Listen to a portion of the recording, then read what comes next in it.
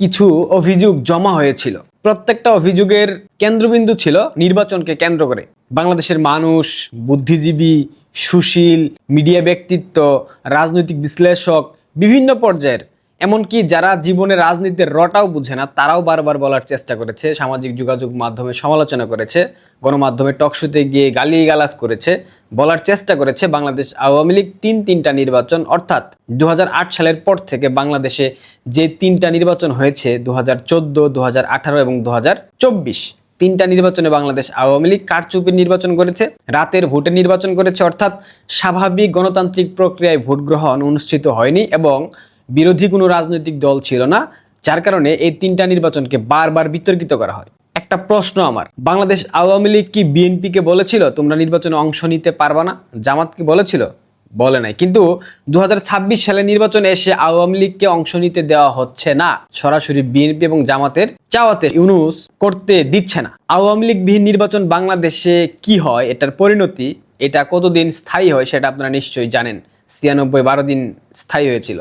2026 একটা আদৌ কদিন স্থায়ী হবে সেটা আমরা এখনো বলতে পারছি না, তবে এটা যে 6 মাসের বেশি যাবে না এটা আমরা সব ধরনের পূর্বাভাস দেখতে পাচ্ছি। বাংলাদেশ আওয়ামী লীগের বিরুদ্ধে অভিযোগ ছিল ভোট চুরি, কারচুপি, এটা সেইটা অনেক কথা, কিন্তু বিএনপি পন্থী বিভিন্ন অ্যাক্টিভিস্ট, গণমাধ্যম কর্মী, জামাতপন্থী যারা আছেন না কেন, আইটিতে জামাত অনেক এক্সপার্ট, এই সেক্টরটা অনেক বেশি ডেভেলপ। তাহলে জামাত কিংবা বিএনপি কিংবা আরো যারা বিভিন্ন সময় অভিযোগ এনেছেন গণমাধ্যমে, একটা ফুটেজ দেখাইতে পারবেন? 17 বছর ভোট চুরি হয়েছে, রাতে সিল মেরেছে আওয়ামী লীগ, একটা উদাহরণ আপনারা দেখাইতে পারবেন? একটা ফুটেজ যদি দেখাইতে পারেন ভিডিও বানানো বন্ধ করে দেব। পারবেন দেখাইতে? পারবেন না, কারণ ভোট চুরি হয় নাই। হতে পারে একপাক্ষিক ভোট হয়েছে, কারণ বিরোধী রাজনৈতিক দল বিএনপি ছিল না নির্বাচনে, জামাত বিএনপি নির্বাচন বয়কট করেছিল, ভোট বর্জন করেছিল। সুতরাং যদি জামাত বিএনপি ভোট বয়কট করে থাকে, তাদের যে ফিক্সড ভোটগুলো আছে সেই ফিক্সড ভোটাররা ভোট কেন্দ্রে যায়নি, যার কারণে ভোট কেন্দ্রে উপস্থিতি কম হয়েছে। জাতীয় পার্টি এবং আওয়ামী লীগের সকল পর্যায়ের নেতাকর্মী কিন্তু ভোট দিতে গিয়েছে, যেটা এখন আমরা দেখতে পাচ্ছি। আমি ভিডিওটা আপলোড করব 17 কিংবা 18 তারিখ। আমি জাস্ট কিছু প্রমাণ বাংলাদেশের মানুষের সামনে তুলে ধরার জন্য ভিডিওটা নির্বাচনের ঠিক আগের দিন রেকর্ড করতেছি।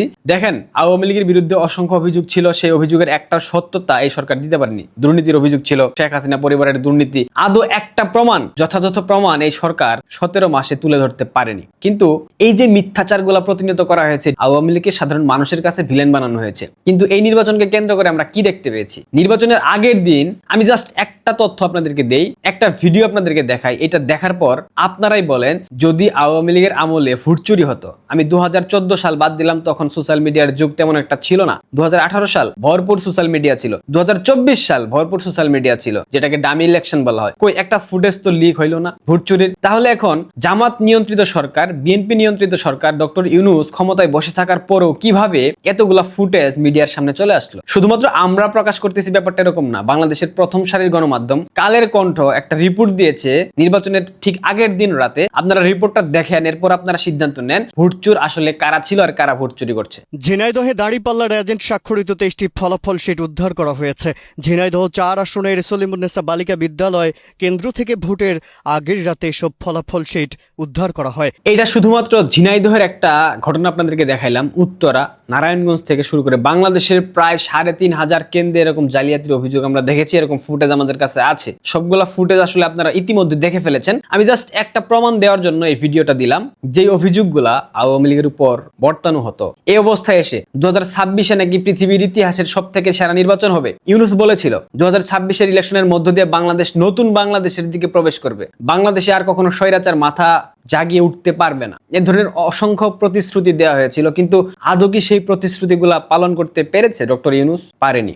জামাতের জেলা শাখার আমির 74 লক্ষ টাকা নিয়ে বিমানবন্দরে গ্রেফতার। বিএনপির নেতা এনি চৌধুরী 70 লক্ষ টাকা নিয়ে তিনি তার লোকজন গ্রেফতার হয়েছে। অসংখ্য কেন্দ্রে হাসনাত আব্দুল্লাহ নেতাকর্মী সমর্থকরা সমেত ভোট কেন্দ্রে গিয়ে আটক। হান্নান মাসুদের নেতৃত্বে নোয়াখালীর হাতিয়াতে বিএনপির এক কর্মীকে করা হয়েছে। কয়টা ঘটনা শুনবেন, কয়টা বলবো? আপনারা সবকিছু জানেন, সবকিছু দেখেছেন। আমি জাস্ট উদাহরণ হিসেবে এই ভিডিওটা করতেছি। আমি আবারও বললাম, বাংলাদেশ আওয়ামী লীগকে যে অভিযোগগুলোতে অভিযুক্ত করা হয় তৎকালীন সময়ে, যেই সব গণমাধ্যম কর্মী, যেই সব মিডিয়া ব্যক্তিত্ব, যেই সব বুদ্ধিজীবী, যেই সব সুশীল, যেই সব সাংস্কৃতিক ব্যক্তিত্ব আপনারা মিডিয়াতে বড় বড় লেকচার দিতেন, বড় বড় কথা বলতেন, আওয়ামী লীগ ভোট চুরি করেছে, আওয়ামী লীগের শাসনামলে কোনো সঠিক ভোট হয়নি, আমাদের প্রত্যেকটা বিষয় মনে আছে। আপনারা বারবার বলেছেন আওয়ামী লীগ ভোট চুরি করেছে, 14, 18, 24 নির্বাচন কখনো নিরপেক্ষ কোনো নির্বাচন হয়নি, ইনক্লুসিভ হয়নি, অংশগ্রহণমূলক নির্বাচন ছিল না, এটা আমি নিজেও স্বীকার করি, কারণ বিএনপি অংশ নেয়নি। 18তে তো বিএনপি অংশ নিয়েছিল, 18-র নির্বাচনকে তাহলে কেন আপনারা কারচুপি নির্বাচন বলেন?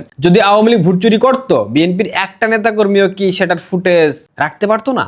একটা ভিডিও ফুটেজ ভাইরাল হতো না? সারা বাংলাদেশের এত হাজার কেন্দ্র, একটা ভোট কেন্দ্রের ফুটেজ বিএনপি দেখাইতে পারে নাই গত 17 মাসে, জামাত দেখাইতে পারে নাই। তাহলে আপনারা কোন খোরা যুক্তিতে আপনারা বলবেন আওয়ামী লীগ ভোট চুরি করেছে, আওয়ামী লীগের শাসনামলে ভোট চুরি হয়েছিল? কথা বলার মতো কোনো জায়গা আপনারা রেখেছেন? রাখেন নাই। অথচ আপনারা আওয়ামী লীগকে বাদ দিয়ে ভোট করবেন, নির্বাচন করবেন, ক্ষমতায় আসবেন, ভালো কথা। কিন্তু এই যে সন্ধ্যাকালীন ভোট আপনারা দিলেন, এই নির্বাচন তো বাংলাদেশের ইতিহাসে আগামী দিনে সন্ধ্যাকালীন নির্বাচন হিসেবে প্রতিষ্ঠা আপনারা করে দিয়ে গেলেন। নিজেদের নির্বাচন আপনারা নিজেরাই প্রতিষ্ঠা করে দিয়ে গেলেন। বাংলাদেশের মানুষ কি দেখলো? বাংলাদেশের তরুণ প্রজন্ম কি দেখলো? দেখলো দুইটা রাজনৈতিক দল শুধুমাত্র ক্ষমতার ভাগবাটোয়ারার জন্য বাংলাদেশের মানুষের উপর রোলার কোস্টার চালিয়ে দিয়েছে। শুধুমাত্র ক্ষমতার ভাগবাটোয়ারার জন্য তারা দেশের ডেমোক্রেসিকে, দেশের গণতন্ত্রকে পায়ের নিচে ফেলে পিষ্ট করেছে। বাংলাদেশের এই প্রজন্ম আপনাদের থেকে কি শিক্ষা নিল? আপনারা কিভাবে স্বপ্ন দেখছেন, কল্পনা করছেন এই প্রজন্ম ভবিষ্যতে আপনাদের উপর বিশ্বাস রাখবে? এই বিশ্বাসের জায়গাটুকু কি আপনারা ধরে রাখতে পারলেন? পারেন নাই। আপনারা আওয়ামী লীগকে বিতর্কিত করার জন্য, সাধারণ মানুষ থেকে বিচ্ছিন্ন করার জন্য, জনবিচ্ছিন্ন করার জন্য, আওয়ামী লীগের নেতাকর্মীদের মধ্যে ভুল ভ্রান্তি ছড়িয়ে বিভিন্ন ধরনের প্রপাগান্ডা ছড়িয়েছেন গত 17টা বছর। গণমাধ্যমে লম্বা লম্বা কথা বলেছেন, কখনো আপনাদেরকে বাধা দেওয়া হয়নি, কখনো বিএনপির কোনো নেতা টক শুতে গিয়ে তাকে বের করে দেওয়া হয়নি। ব্যারিস্টার রুমিন ফারহানাকে কি একদিনের জন্য কোনো টক শো থেকে বের করে দেওয়া হয়েছিল? উদাহরণ দিতে পারবেন? আছে কোনো প্রমাণ? নাই।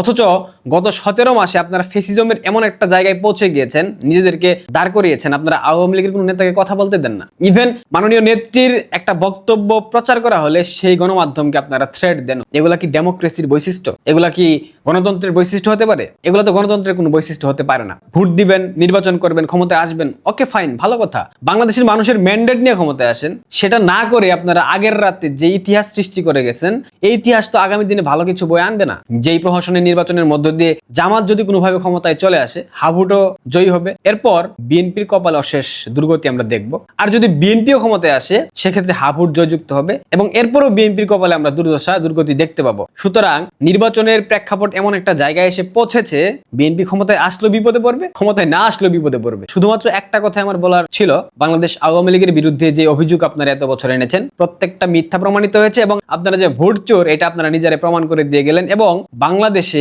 আর কোনোদিন গণতান্ত্রিক পদ্ধতি অবলম্বন করে নির্বাচন হবে কিনা, এটা আমার আর বিশ্বাস হচ্ছে না। আর আওয়ামী লীগের উপর যে দায় চাপানো হতো এত বছর, আওয়ামী লীগ একপাক্ষিক ভোট করেছে বিএনপিকে বাদ দিয়ে, এবার বিএনপি জামাত মিলে আওয়ামী লীগকে বাদ দিয়ে যে ভোট করলো, এটা বাংলাদেশের ইতিহাসে রূপার অক্ষরে লেখা থাকবে এবং একটা লজ্জাজনক ইতিহাস হিসেবে বাংলাদেশের ইতিহাসে পরিগণিত হবে। ভালো থাকবেন, সাবস্ক্রাইব করবেন, ধন্যবাদ।